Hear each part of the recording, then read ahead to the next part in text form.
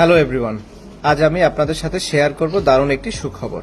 Champions ট্রফির প্রথম ম্যাচেই মাঠে ফিরছেন সাকিব। লাইভে এসে ভক্তদের সুখবর দিয়ে একই বললেন সাকিব আল হাসান। হ্যাঁ দর্শক, সংবাদের বিস্তারিত জানার আগে ভিডিওটিতে একটি লাইক দিয়ে চ্যানেলটি সাবস্ক্রাইব করুন।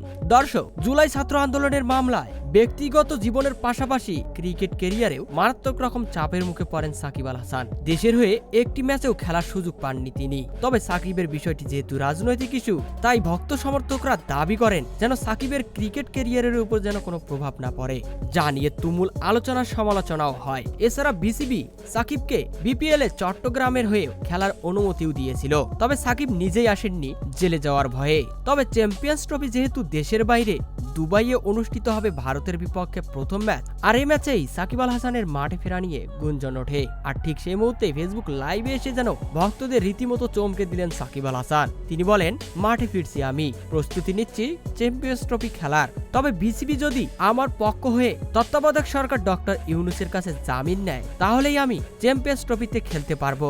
তো দর্শক, আপনারাও কি চান বিসিবি যেন ডক্টর ইউনূসের কাছে সাকিব আল হাসানের জামিন নিয়ে সাকিবকে চ্যাম্পিয়ন্স ট্রফি খেলার অনুমতি দেয়? কমেন্ট করে জানিয়ে দিন আপনাদের মতামত ভিডিওর কমেন্ট বক্সে। ধন্যবাদ।